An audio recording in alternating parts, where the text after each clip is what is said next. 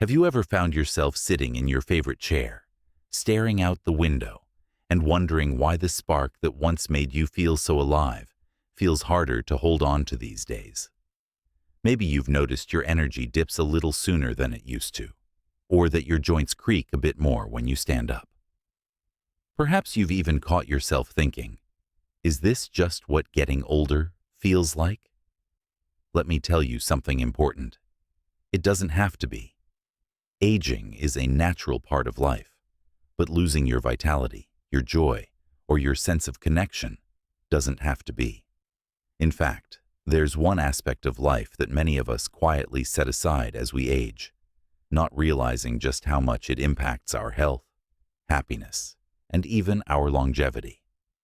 I'm talking about intimacy, the kind that goes beyond physical touch and weaves itself into the very fabric of our well-being. Now, I know what you might be thinking.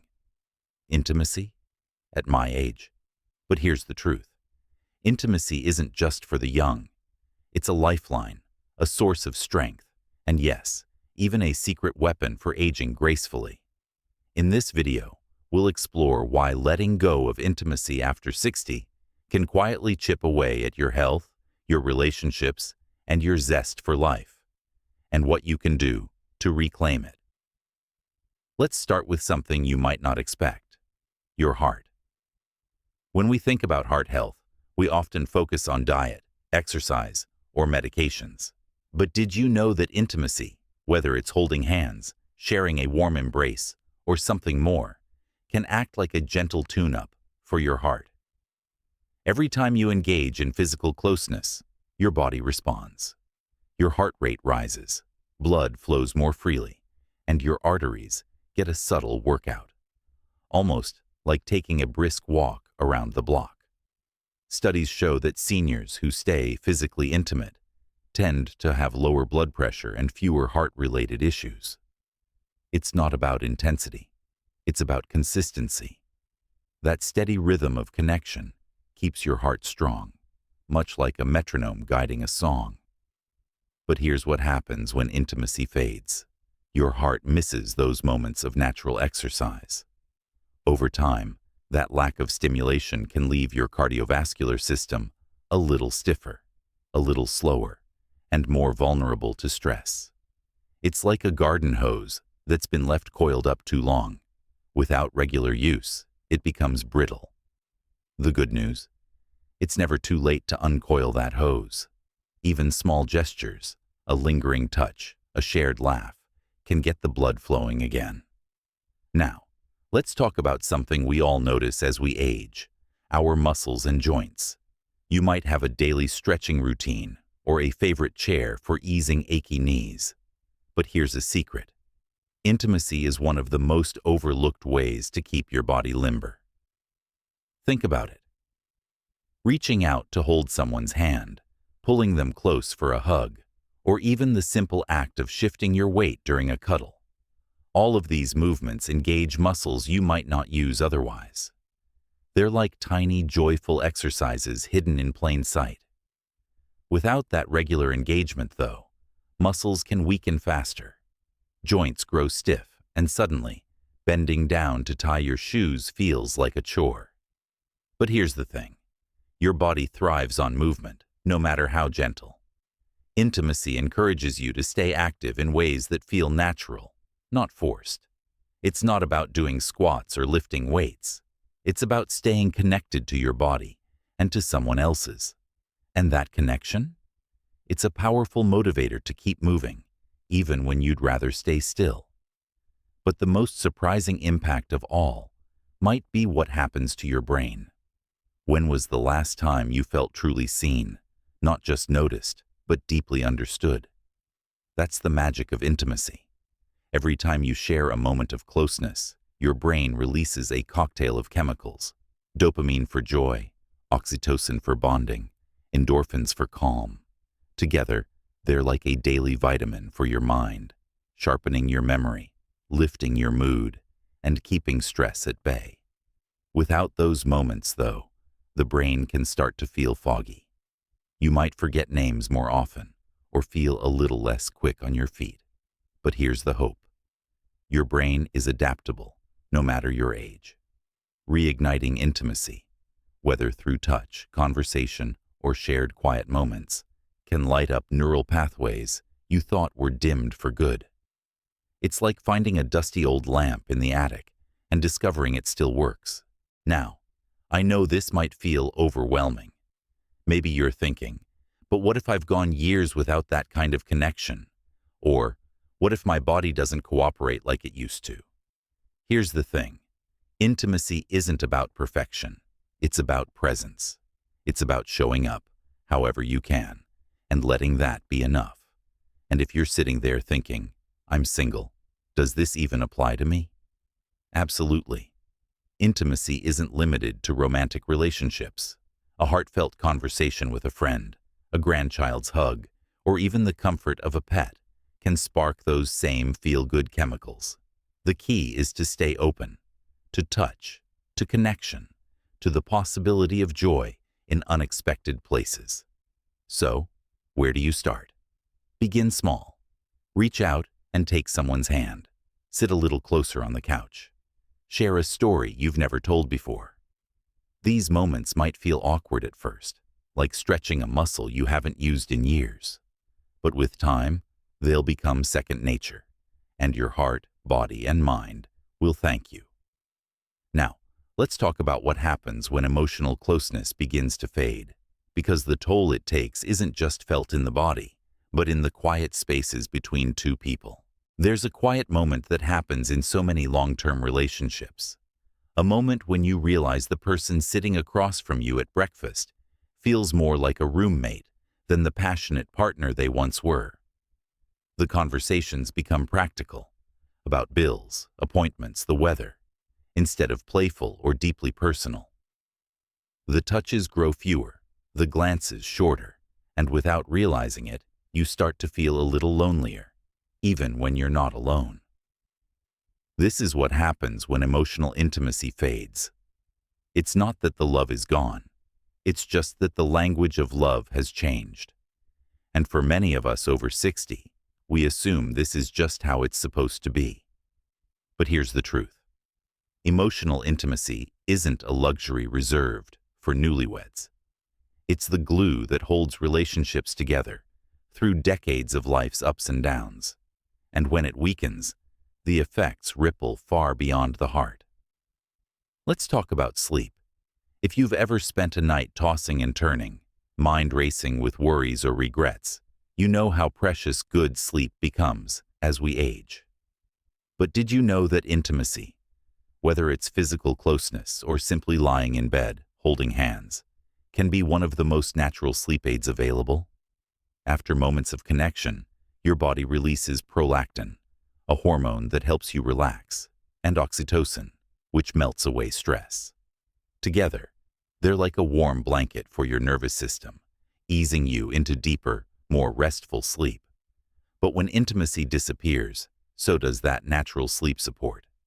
Nights grow longer, and mornings feel heavier. You might blame it on aging, but the real culprit could be the absence of touch, of closeness, of that quiet reassurance that comes from knowing someone is right beside you. The good news? It's never too late to reclaim those moments. Even something as simple as a foot rub or a whispered good night can signal to your body that it's safe to rest. Now, let's talk about something even more personal. Your sense of self. There's a reason so many people over 60 start to feel invisible in a world obsessed with youth. When intimacy fades, it's easy to believe you're no longer desirable, no longer worthy of desire. Maybe you avoid mirrors more than you used to, or you've stopped buying clothes that make you feel attractive. But here's what's really happening. Without those moments of connection, without someone looking at you like you still matter, your confidence quietly erodes. This isn't vanity. It's identity. Intimacy reminds you that you're still here, still vibrant, still capable of giving and receiving love. It's not about recapturing youth. It's about honoring who you are right now. And that's a truth worth holding on to. But perhaps the most surprising casualty of lost intimacy is your immune system. Yes, you heard that right. Regular loving touch has been linked to higher levels of immunoglobulin A, your body's first line of defense against colds and infections. Without it, your immune system can grow sluggish, leaving you more vulnerable to illness. Think of intimacy as a daily supplement for your well-being, one that doesn't come in a pill bottle, but in the warmth of another person's hand. Now, I know what some of you might be thinking, but what if my body doesn't cooperate like it used to? Or, what if I'm single and don't have a partner? Here's the beautiful thing. Intimacy isn't just about sex. It's about connection in all its forms. A long talk with an old friend, cuddling a grandchild, even the comfort of a pet can trigger those same healing responses in your body.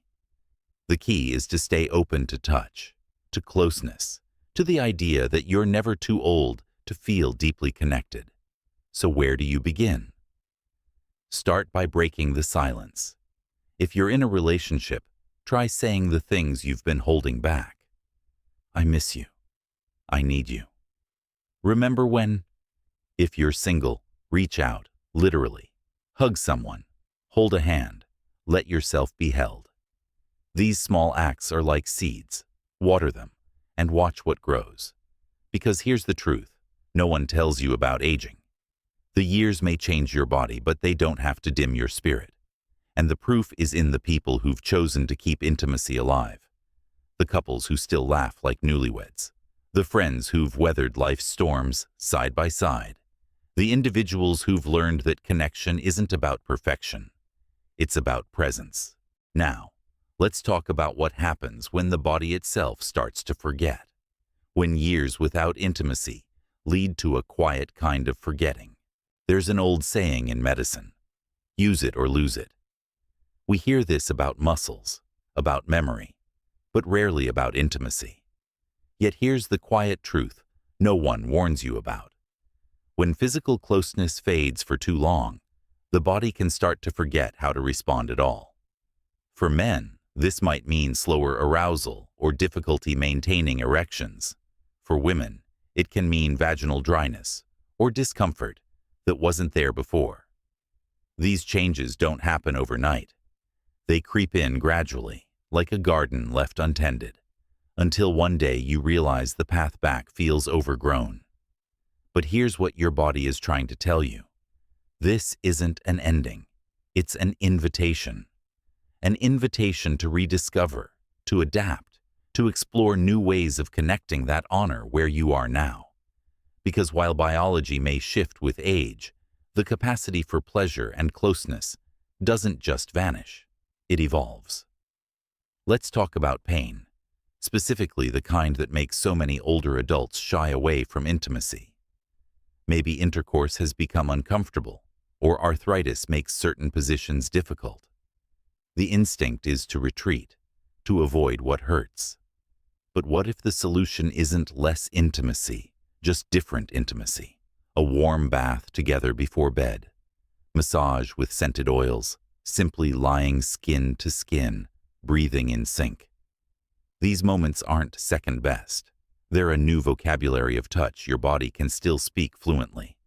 And if you're thinking, but my partner isn't interested anymore, you're not alone. Mismatched libidos in later life are more common than anyone admits. The key isn't forcing what isn't there. It's finding creative ways to meet in the middle. Maybe it's scheduling a cuddle hour without expectation. Maybe it's seeing a doctor together to discuss options like hormone therapy or lubricants. Or maybe it's redefining intimacy entirely. More eye contact during dinner. More handwritten notes left on pillows. Love has countless dialects. Now let's address the elephant in the room. Loneliness. Perhaps you've been widowed. Maybe divorce left scars. Or you've simply outlived the people who once made you feel understood. Society tells seniors to accept solitude gracefully, but your nervous system disagrees. Skin hunger is real. Studies show elders who lack touch age faster, heal slower, and even think less clearly. This isn't sentiment. It's science. So what's the answer? First, permission.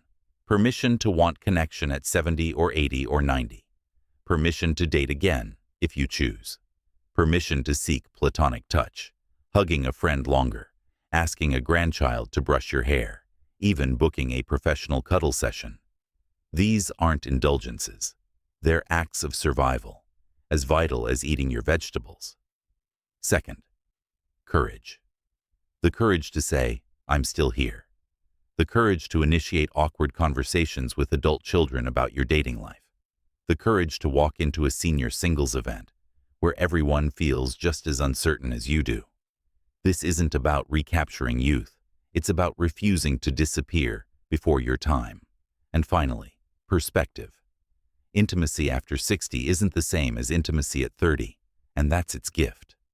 There's a depth now that youth couldn't fathom. The way hands remember decades of labor when they intertwine. How a glance can hold an entire shared history. This isn't diminished connection. It's distilled connection, potent with meaning. So where do you go from here? Start small. Reclaim your body with gentle self-touch. Lotion after a shower, stretching with awareness. Rewrite the script. If penetration is difficult, focus on sensual baths or mutual massage. Reach outward. Join a dance class. Volunteer to hold babies at the hospital. Adopt a pet. Remember, desire isn't selfish. It's proof you're still fully alive. The poet May Sarton wrote at 80, "There is no place I'd rather be than in this aging body." That's the secret no one tells you about growing older. The moments of connection become more precious, not less. The way morning light hits your partner's wrinkles becomes more beautiful, not less. The gratitude for simple touch grows deeper, not weaker. This isn't about turning back the clock. It's about noticing, really noticing, the extraordinary ordinary. The weight of a hand in yours. The rumble of a familiar laugh against your ear. The quiet miracle that after all these years, you still have the capacity to give and receive love in ways that make your cells sing. So tonight, as you turn out the light, I hope you'll ask yourself, what small act of connection have I been denying myself? Then, here's the important part. Do it anyway. Not tomorrow. Not when you feel ready. Now. Because the best years of your life aren't behind you. They're waiting in the next touch, the next brave conversation, the next moment you choose to say, without words, I'm still here. And if you've found any of this helpful, I'd love to hear from you in the comments. What's one way you'll nurture connection this week? Your story might be exactly what someone else needs to hear. Until next time, remember, aging changes the body, but it doesn't have to dim the heart. Here's to living all your days, not just counting them.